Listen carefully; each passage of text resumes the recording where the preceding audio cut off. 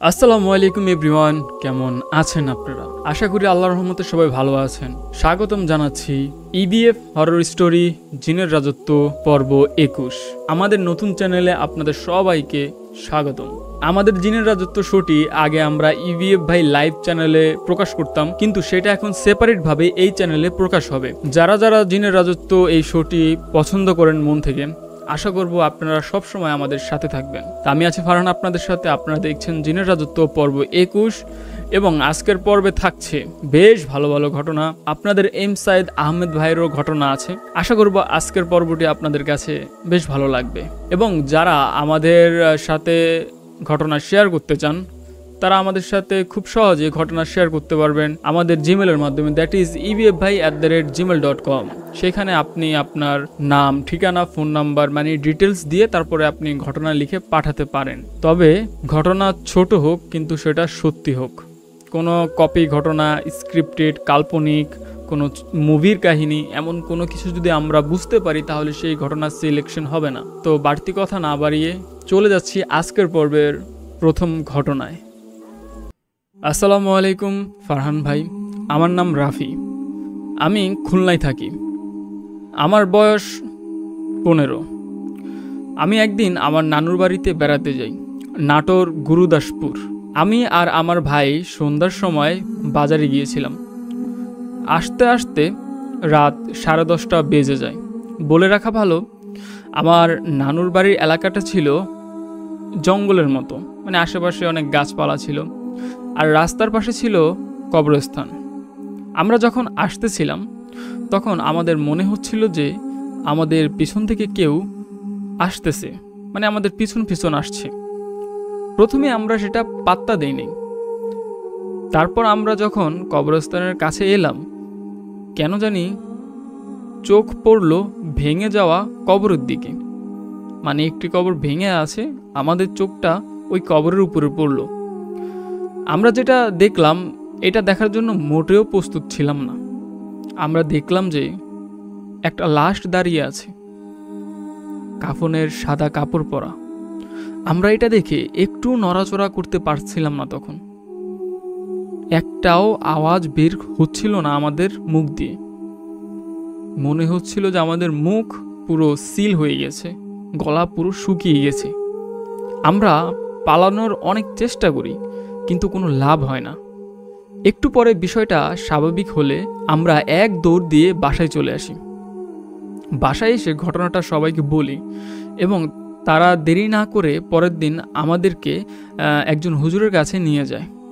হুজুর আমাদেরকে ঝেড়ে দেয় আল্লাহর রহমতে। তারপর আর কিছু হয়নি। এই ছিল রাফি ভাইয়ের ঘটনা। ঘটনাটা ছোট বাট সত্যি। ধন্যবাদ রাফি ভাই আপনার ঘটনাটা পাঠানোর জন্য। ঘটনাটা ভালো লেগেছে। এখন চলে যাচ্ছি আজকের পর্বের পরবর্তী ঘটনায়। আসসালামু আলাইকুম ফারহান ভাই, কেমন আছেন? আশা করি মহান আল্লাহর দয়ায় ভালো আছেন।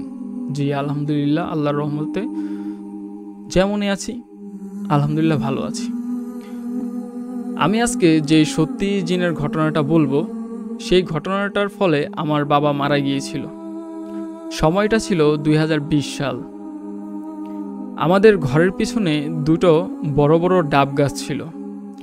এই গাছের ডাব অনেক মিষ্টি হতো, কিন্তু একদিন কেউ এই ডাব গাছে অনেকগুলা পেরেক, তারকাটা ও গজাল দিয়ে ডাব গাছটিকে নষ্ট করে দিয়েছিল। বিষয়টা এখানে শেষ হতে পারত, কিন্তু সামনে যে আমাদের সাথে কি ঘটতে চলছে সেটা কিন্তু আমরা জানতাম না। আমার বাবা প্রবাসী। 2021 সালের দিকে বাবা দেশে ফিরেছিলেন। আমার বাবা ছিলেন অনেক ভালো মনের একজন মানুষ। বাবা সবাইকে সাহায্য করতেন। বাবা বিদেশে থেকে আসার 2 থেকে 3 মাসের মধ্যে বাবার হাত ও পা প্যারালাইসিস হয়ে যায়।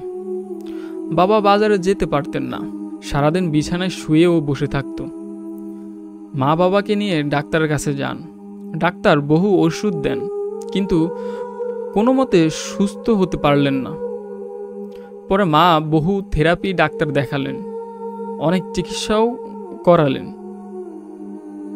কিন্তু বাবাকে আর সুস্থ করা গেল না। আমার নানি আমার মাকে বললেন যে কোনো কবিরাজকে দেখাতে, কারণ অনেক তো ডক্টর দেখিয়েছেন, তো এবার বলেছে যে একজন কবিরাজের কাছে যেতে। এরপর আমার মা আমাদের এখানকার বিখ্যাত এক কবিরাজের কাছে বাবাকে নিয়ে যায়। কবিরাজ বাবাকে নানা ধরনের পরীক্ষা করে বললেন যে বাবাকে কেউ বান মেরেছে। এই কাজটা কোনো মানুষই করেছে এবং এই কাজটা আপনাদের আশেপাশের মানুষ করেছে। এরপর বাবা আস্তে আস্তে আরও অসুস্থ হতে শুরু করেন। একদিনের কথা, বাবা সন্ধ্যায় বিছানায় শুয়েছিলেন। আমার কাকু বাজার থেকে এসেছেন। হঠাৎ বাবার আচরণ অন্যরকম হয়ে যায়। কাকু ব্যাপারটা বুঝতে পেরে বাবাকে বললেন, ভাই আপনার কি হয়েছে? বাবা বলেন, কে ভাই? আমি তোর কোনো ভাই না। তখন কাকু বুঝে যান যে বাবার উপর কোনো জিন ভর করেছে। কাকু তখন বাবার সামনে সূরা পড়তে থাকেন। বাবা ছটফট করতে থাকে এবং বলে, এই বেড়া চুপ থাক। ফিস করে বলছিল এই কথাটা। কাকু বলেন, তুই কে? কেন আমার ভাইয়ের শরীর দখল করেছিস? জিনটি বলে, আমার নাম আলাউদ্দিন। আমি তোদের বাথরুমের পেছনের পেয়ারা গাছে বসবাস করি। আমি তোর ভাইকে মেরে ফেলব, যেইভাবেই হোক মেরে ফেলব। কাকু বলে, কেন? তুই আমার ভাইকে কেন মারবি? জিনটি বলে, আমাকে একজন মানুষ হুকুম করেছে। সেই মানুষ আমাকে বোতলবন্দির ভয় দেখাইছে এবং তারপরে বলা হয়েছিল যে এই বেড়াকে মেরে ফেলতে। তার কিছুক্ষণ পর মসজিদে আজান শোনা যায় এবং বাবার থেকে জিনটি চলে যায়। 3-4 মাসের মধ্যেই বাবা মারা যান। মৃত্যুর কয়েকদিন পূর্বে বাবা স্বপ্ন দেখতেন যে তাকে দাদা ও দাদি কবর থেকে ডাকছে। আমার বাবা এক জায়গায় আঙুল দিয়ে ইশারা করে বলতেন, ওই যে আমার বাবা ও মা আমাকে নিতে এসেছে। এই জিনটি আরেকবার আমার মাকেও ধরেছিল। সেই ঘটনা যদি কেউ শুনতে চান তাহলে আমি বলবো। এখন আমরা অনেক ভালো আছি আল্লাহর রহমতে। আমার বাবার জন্য সবাই দোয়া করবেন। সবাই ভালো থাকবেন। আল্লাহ হাফেজ। এই ছিল ঘটনা। অসংখ্য ধন্যবাদ ঘটনাটা পাঠানোর জন্য। আমরা হর হামেশাই দেখতে পাই আমাদের আশেপাশে ব্ল্যাক ম্যাজিক, মানে কালো জাদু, কুফুরি, বান মারা, এইসব জিনিস, কিন্তু এগুলো করা আসলে ঠিক না। আমরা ওনার বাবার জন্য দোয়া করব এবং যে এই কাজটা করেছে তাকে আল্লাহ হেদায়েত দিক, বুঝার মতো তৌফিক দিক, আমরা সেই দোয়া করব। তো ধন্যবাদ ঘটনাটি শেয়ার করার জন্য। এবং আপনার মার সাথে যে ঘটনাটা ঘটেছিল, আমি এবং আমাদের দর্শকরা চাইবে আপনি অবশ্যই সেই ঘটনাটি আমাদেরকে পাঠাবেন। তো আমি আছি ফারহান আপনাদের সাথে। আপনারা দেখছেন জিনের রাজত্ব পর্ব 21 এবং এখনও যারা জিনের রাজত্ব ফেসবুক গ্রুপে জয়েন হননি তারা অবশ্যই অতি জলদি জয়েন হয়ে যাবেন, কারণ সেখানে কোথায় জিন ছিল, সেখানে কেমন ঘটনা ঘটেছিল, জায়গাটা কেমন দেখতে, এইসব ব্যাপারে পোস্ট করা হয়, ঘটনার রিলেটেড পোস্ট করা হয়, শো রিলেটেড আপডেট দেওয়া হয় এবং আপনাদের প্রশ্ন থাকলে সেটাও সেখানে করতে পারবেন, সেটার উত্তরও দেওয়া হবে। তো এখনই আপনারা সেখানে জয়েন হয়ে যান, আমাদের পরিবারের সদস্য হয়ে যান এবং সেখানে আপনাদের মতামত আপনারা জানাতে পারবেন খুব সহজেই। তো এখন চলে যাচ্ছি আজকের পর্বের পরবর্তী ঘটনায়। আসসালামু আলাইকুম। আমার নাম নওরিন। এটি আমার নানুর বাড়ির ঘটনা। আমার নানুর বাড়ি সোনারগাঁ অলিপুর বাজার। ঘটনাটি আমার আব্বুর কাছ থেকে আমি শুনেছিলাম। ঘটনাটি ঘটে 2009 সাল বা 10 সালের মধ্যে। তখন ছিল বৃষ্টির রাত, আনুমানিক রাত তখন 1টা বাজে। হঠাৎ করে আমার আম্মুর নানু, মানে আমার বড় মা, অসুস্থ হয়ে পড়ে। আমার বড় মার শ্বাসকষ্ট উঠে যায়। তখন ঘরে ঔষধও ছিল না, ঔষধ শেষ হয়ে যায়। আমাদের এক প্রতিবেশী ওই ঔষধ খায়। তখন বৃষ্টির কারণে বিদ্যুৎও ছিল না। আমার নানু এবং আমার আম্মু কুপি জ্বালিয়ে প্রতিবেশীর বাড়িতে ওষুধ আনতে যাচ্ছিল। তাদের বাড়িতে যেতে হলে পুকুরের পাশ দিয়ে যেতে হতো, মানে একটা পুকুর ছিল, ওটার পাশ দিয়ে তাদের বাড়িতে যেতে হতো।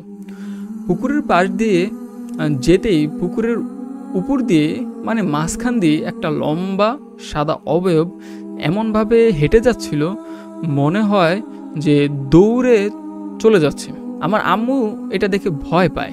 আমার নানু বলে, আরে ভয় পেও না, এটা মনে হয় আমাদের প্রতিবেশী ভাই কাজে যাইতেছে। আম্মু বলে যে কাজে যাবে তো রাস্তা দিয়ে এসে না যাবে, উনি তো পুকুরের মাঝখান দিয়ে পানির উপর দিয়ে হেঁটে হেঁটে যাচ্ছে। নানু বলে, চুপ করো, সামনে তাকিয়ে হাঁটো জোরে জোরে, আল্লাহকে ডাকো। আম্মু সেটাই করলো। একটু সামনে যেতে হাতের কুপিটা কেউ মনে হলো যে ফু দিয়ে নিভিয়ে দিল। তখন কোথাও কিন্তু কোনো বাতাস ছিল না। আমার নানু আরও জোরে আল্লাহর নাম নিচ্ছিলেন, আর যত দোয়া কালাম পারতেন সেগুলা পড়া শুরু করলেন। এমন করে প্রতিবেশীর বাড়িতে গিয়ে ঔষধ নিয়ে বাড়িতে যায়। পরে নানু আম্মুকে বলে, তুমি ভয় পাবে বলে তখন আমি কিছু তোমাকে বলিনি, এটা আমাদের প্রতিবেশী ছিল না, হয়তো কোনো জিন ছিল। আল্লাহর রহমতে তাদের কোনো ক্ষতি হয় নাই। আমার নানু বাড়িতে আরও ঘটনা আছে, যদি দর্শকরা চায় তাহলে অবশ্যই সেটা আমি শেয়ার করব। ধন্যবাদ। তো এই ছিল নওরিন আপুর পাঠানো ঘটনাটা বেশ ভালো লেগেছে, ধন্যবাদ আপু। এবং আমরা চাইবো আপনার নানু বাড়ি নিয়ে আরও যত ঘটনা আছে সেগুলো শেয়ার করবেন। তো প্রিয় দর্শক, এখন চলে যাচ্ছি আজকের পর্বের পরবর্তী ঘটনাতে। আদাব ফারহান ভাই, আমি ধ্রুব। আমার দাদুর সঙ্গে ঘটে যাওয়া একটি সত্য ঘটনা শেয়ার করছি। আমার দাদুর নাম রঞ্জিত দে। তারা ছিলেন 7 ভাই। আমার দাদু ভাইদের মধ্যে একজন বিদেশে চাকরি করতেন। সে ভাইয়ের জন্য একবার মেয়ে দেখতে গিয়েছিলেন দাদু, সঙ্গে ছিলেন আরেকজন আত্মীয়। মেয়ে দেখা শেষ করে তারা বাড়ি ফিরছিলেন। তখন প্রায় রাত 3টা বাজে। সে সময় ধান কাটা হয়ে গিয়েছিল, চারপাশ ছিল ফাঁকা ও নির্জন। তারা শর্টকাট পথে বনের দিক দিয়ে হেঁটে আসছিলেন। পথ চলতে চলতে কথা বলছিলেন তারা। হঠাৎ তারা দেখতে পান যে সাদা কাপড় পরা একজন মহিলা দাঁড়িয়ে আছেন। মহিলার চুল ছিল অস্বাভাবিক লম্বা, গায়ে ছিল আগুনের আলো, চারপাশে যেন লেলিহান শিখা। তিনি একদিক থেকে অন্যদিকে আগুন নিয়ে ঘুরে বেড়াচ্ছিলেন। দাদু এবং তার সঙ্গী তখন খুব আতঙ্কিত হয়ে পড়েন। তারা বুঝে উঠতে পারছিলেন না এটা মানুষ নাকি অশরীরী শক্তি। পাশে আবার ছিল একটা খাদ। খুব সাবধানে নিঃশব্দে খাদ ঘেঁষে তারা সেই ভয়ানক স্থান পার করে। তারপর আর দেরি না করে দৌড়ে বাড়ির পথে রওনা হন। বাড়িতে পৌঁছে তারা এতটাই আতঙ্কিত ছিলেন যে কিছুক্ষণ কথাও বলতে পারছিলেন না।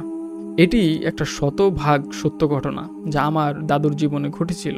আর যদি দর্শকরা আগ্রহী থাকেন তাহলে আমি আরও অনেক বাস্তব ঘটনা শেয়ার করতে প্রস্তুত।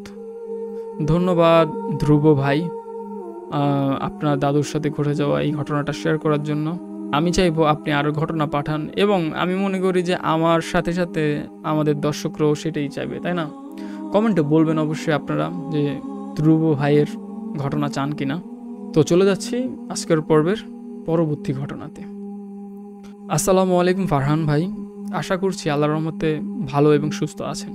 হ্যাঁ ভাই, আল্লাহর রহমতে যেমনই আছি আলহামদুলিল্লাহ ভালো আছি এবং সুস্থ আছি। আমি লোকমান হোসেন সিয়াম, ফেনী জেলা থেকে। আমি জিনের রাজত্ব পরিবারের একজন নিয়মিত সদস্য। আজকে যেই ঘটনাটা শেয়ার করব সেই ঘটনাটা আমার বড় ভাইয়ের সঙ্গে ঘটেছিল। সময়টা ছিল গরমকাল। ভাইয়া তখন একটা কোম্পানিতে চাকরি করত। প্রায়ই দেখা যেত রাত 9টা-10টার দিকে সে বাড়ি ফিরত। আমাদের গ্রামের রাস্তার পাশে একটা পুরনো বটগাছ আছে। অনেকে বলে ওই জায়গাটা ঠিক ভালো না, খারাপ একটা জায়গা। কেউ আবার বলে রাতে ওইখানে গেলে কিছু অদ্ভুত দেখা যায়। তবে ভাইয়া এসব কিছু তেমন বিশ্বাস করতো না। একদিন রাত প্রায় 10টা বাজে। অফিস থেকে ভাইয়া ফিরছিলেন বাসায়। সব কিছুই ঠিকঠাক ছিল, কিন্তু যখন সে বটগাছের কাছে পৌঁছায় তখন সে দেখে দূর থেকে একটা ছায়ার মতো কিছু দাঁড়িয়ে আছে। সে সামনে এগিয়ে দেখে একজন বয়স্ক লোক দাঁড়িয়ে আছে। লোকটা হঠাৎ ভাইয়াকে জিজ্ঞাসা করে, এত রাতে এখানে তুমি কি করছো? ভাইয়া একটু ঘাবড়ে যায়, তারপর বলে, আমি অফিস থেকে ফিরছিলাম, প্রতিদিনই এই রাস্তা দিয়ে যাই। লোকটা বলে, চলো তোমাকে এগিয়ে দিই। ভাইয়া কিছু না বলে হেঁটে যেতে থাকে। লোকটাও তার সঙ্গে সঙ্গে চলে। হাঁটতে হাঁটতে ভাইয়ার মাথায় শুধু একটা কথাই ঘুরছিল, এত রাতে একটা বুড়ো মানুষ এখানে কি করছে। বাড়ির কাছাকাছি যখন তারা পৌঁছালো, লোকটা হঠাৎ থেমে গিয়ে বলে, এই রাস্তা দিয়ে সাবধানে যাতায়াত করো, তোমার জায়গায় অন্য কেউ হলে হয়তো আর ফিরে যেতে পারতো না। এই বলে লোকটা ধীরে ধীরে অন্ধকারে মিলিয়ে গেল। ভাইয়া বাড়ি ফিরে সব কিছু খুলে বলল। আব্বু আম্মু আল্লাহর কাছে শুকরিয়া আদায় করেন, কারণ ওই বটগাছের নিচে আগেও নাকি এমন ঘটনা ঘটেছিল। কেউ কেউ এই লোকটাকে দেখেছিল, আবার কেউ বলেছে এই লোকটা মানুষ না। ভাইয়া এখন ওই রাস্তা দিয়ে যাতায়াত করে। এই ছিল ঘটনা। ভালো লাগলে শেয়ার করবেন। ধন্যবাদ লোকমান হোসেন ভাই, ঘটনাটা বেশ ভালো ছিল। অসংখ্য অসংখ্য ধন্যবাদ। আশা করব আপনার কাছে যদি আরও ঘটনা থাকে তাহলে সেটা আমাদের সাথে শেয়ার করবেন। পরবর্তী ঘটনাতে যাওয়ার আগে আবারও বলবো, যারা এখনও জিনের রাজত্ব গ্রুপে অ্যাড হননি তারা অতি শীঘ্র অ্যাড হয়ে যাবেন আমাদের শো নিয়ে নিয়মিত আপডেট পাওয়ার জন্য। এখন চলে যাচ্ছি পরবর্তী ঘটনাতে।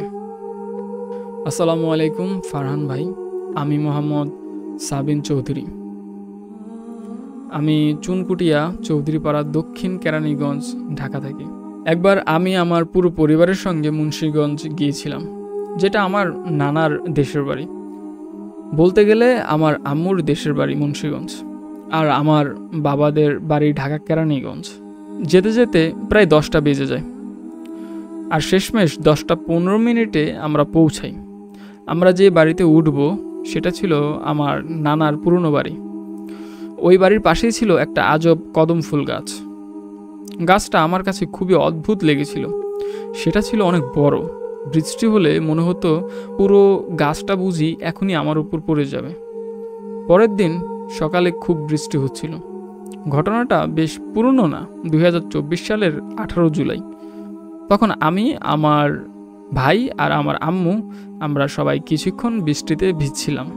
আম্মু আর ভাইয়া নিচে চলে গেল, কিন্তু আমি একা থেকে গেলাম। দুপুর 1:46 বাজে। হঠাৎ করে আকাশ অন্ধকার হয়ে গেল। আমি দেখি সেই কদম ফুল গাছটার নিচে একটা আজব কিছু দাঁড়িয়ে আছে। দেখতে কুকুরের মতো, পা দুটো ঘোড়ার মতো, আর মাথায় হরিণের মতো শিং। সেই প্রাণীটা আমার দিকে এমনভাবে তাকিয়েছিল, মনে হচ্ছিল এখনই আমার উপর ঝাঁপিয়ে পড়বে। মানে বিষয়টা কত অদ্ভুত না? দেখতে কুকুরের মতো, পা দুটো ঘোড়ার মতো, আবার মাথায় হরিণের মতো শিংও আছে।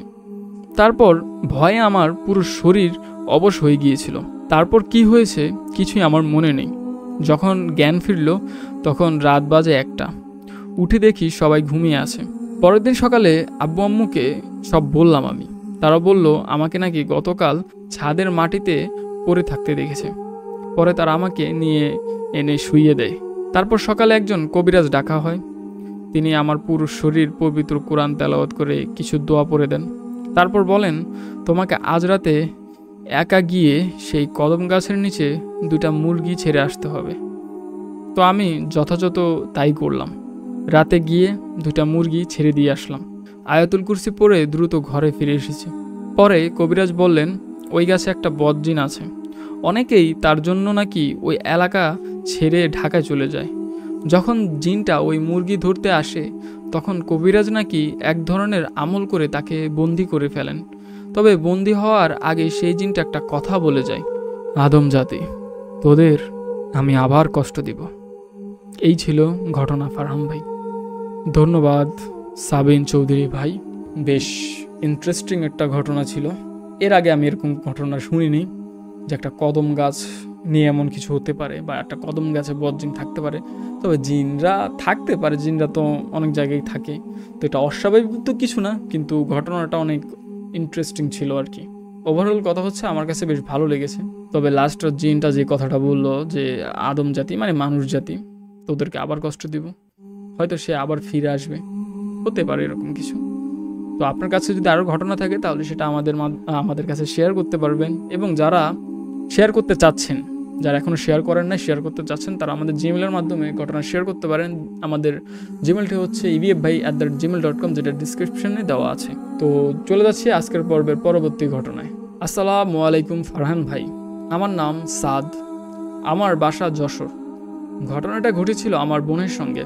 তারিখ ছিল 1/5/2025। সেদিন আমাদের বাসায় একটা অনুষ্ঠান ছিল। আমার আম্মু রান্নাবান্না করছিলেন। আমরা সবাই জোহরের নামাজ পড়ে মসজিদ থেকে ফিরে একসাথে খেতে বসি। খাওয়া শেষে সবাই মিলে আড্ডা দিচ্ছিলাম। কিছুক্ষণ পর হঠাৎ দেখি আমার বোন নিঃশব্দে কাঁদছে। আমরা জিজ্ঞাসা করলাম, আরে কি হয়েছে? সে বলল, কিছু না। আবার জিজ্ঞাসা করলাম, কি হয়েছে? সে তখনও বলল, কিছু না। আমার এবার সন্দেহ হতে লাগলো। আমি তখন আমার দাদুর কাছে ফোন দিলাম।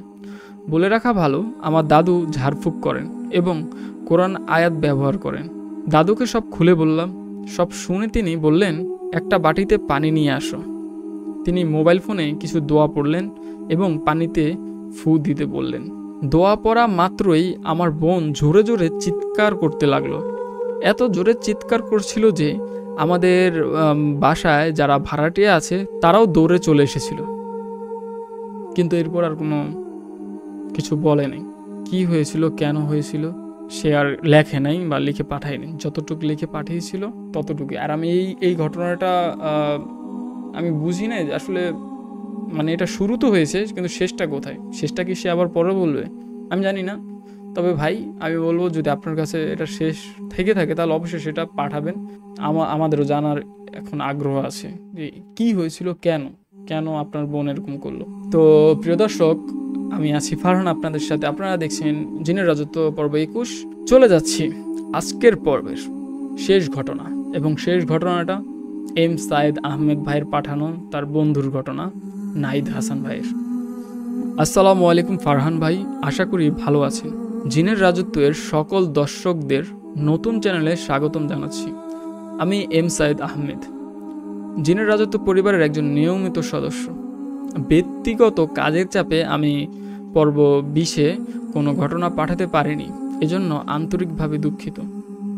আজকে আমি যে ঘটনাটা শেয়ার করব সেটি আমার প্রিয় বন্ধু এবং জিনের রাজত্ব পরিবারের অন্যতম সদস্য মোহাম্মদ নাহিদ হাসানের সঙ্গে ঘটে যাওয়া এক ভীতিকর বাস্তব ঘটনা।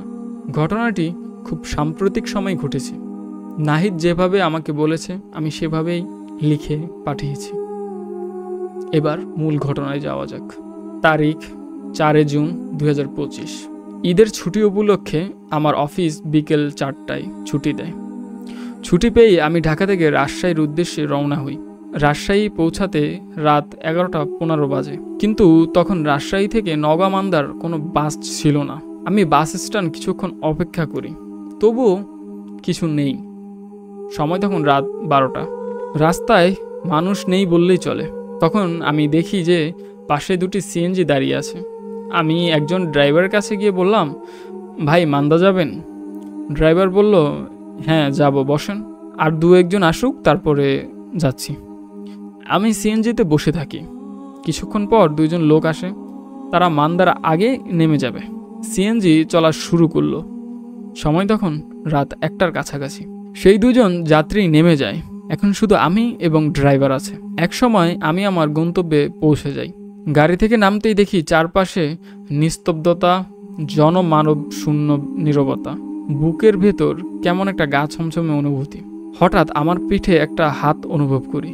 আমি ঘুরে তাকিয়ে দেখি এক নাইট গার্ড দাঁড়িয়ে আছে। তিনি বললেন, বাবা এত রাতে কোথা থেকে এসেছো? আমি বললাম, চাচা ঢাকা থেকে আসছি, এখন কোনো ভ্যান পাবো আমি? তিনি বললেন, এখন তো কোনো ভ্যান পাবা না, ফজরের পর যাওয়া যাবে। তোমার বাড়ি কোথায়? তো আমি বললাম, আমার বাড়ি নলতৌর। সে বলল, এখন তো একা যাওয়া ঠিক না, চলো আমি যেখানে থাকি রাতটা তুমি ওখানে কাটায় দিও। রাত তখন 11:15।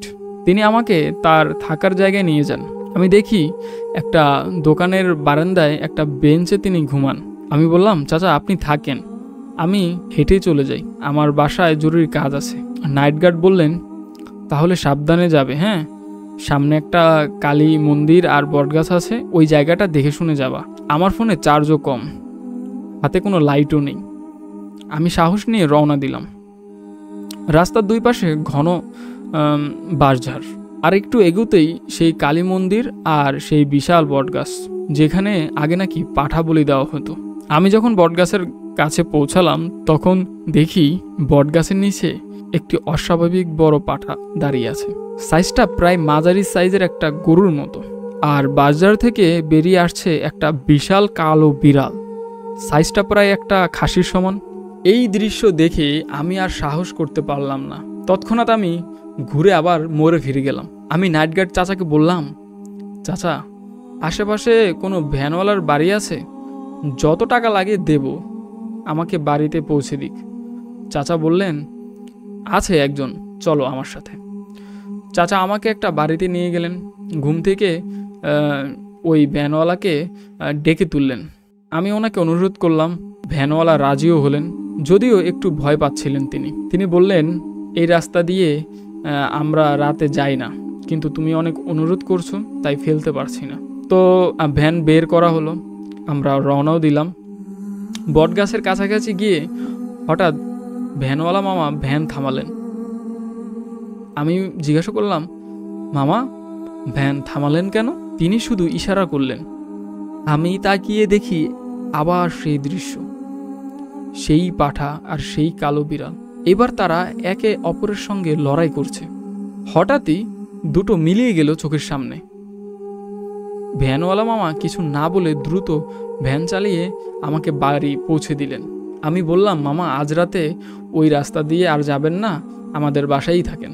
ভ্যানওয়ালা মামা বললেন, আমি আজ ওই রাস্তা দিয়ে যাবও না, এই গ্রামে আত্মীয়র বাড়ি আছে, ওইখানে রাত কাটাবো। এই ছিল আজকের ঘটনা। হয়তো অনেকেই সহজে বিশ্বাস করতে চাইবেন না, কিন্তু সত্যি বলতে যার সঙ্গে ঘটনা ঘটে একমাত্র সেই বোঝে জিনের শক্তি কেমন ভয়ানক হতে পারে।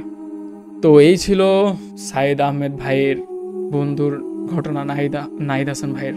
হরহামেশাই আমরা তার থেকে যেমন ঘটনা আশা করি তেমনই একটা ঘটনা। কিন্তু আসলে এখন অনেকে বলবেন যে আজগুবি ব্যাপার স্যাপার, এরকম কি আদৌ হয় নাকি? এখন ভাই বিষয়টা হলো কি, যেটা আপনি দেখেন না, যেটা আপনার সাথে ঘটে নাই, সেটা যে মিথ্যে এমন তো না। এই পৃথিবীতে এমন অনেক কিছুই ঘটে যা আমরা আসলে কখনো আশাই করি না বা কল্পনাও করি না। ধন্যবাদ এম সাইদ আহমেদ ভাই ঘটনাটি পাঠানোর জন্য। সামনে আরও ঘটনা আমরা তার কাছ থেকে পাবো। তো প্রিয় দর্শক, এই ছিল আজকের পর্ব 21। আশা করি আপনাদের কাছে ভালো লেগেছে, এবং কেমন লেগেছে আসলে সেটা কমেন্টে জানাবেন, কোন ঘটনা বেশি ভালো লেগেছে। এবং যারা এখনও জিনের রাজত্ব গ্রুপে জয়েন হননি অতি শীঘ্র জয়েন হয়ে যাবেন, এবং আমাদের নতুন চ্যানেলটি সবার সাথে শেয়ার করবেন। বেশি বেশি মানুষদের কাছে প্রচার করবেন যে এই চ্যানেলে এমন এমন ঘটনা শেয়ার করা হয়, এবং আপনারাও শেয়ার করবেন আমাদের সাথে আপনাদের সাথে ঘটে যাওয়া ঘটনা। তো আজকের মতো বিদায় নিচ্ছি, ভালো থাকবেন, সুস্থ থাকবেন, আল্লাহ হাফেজ।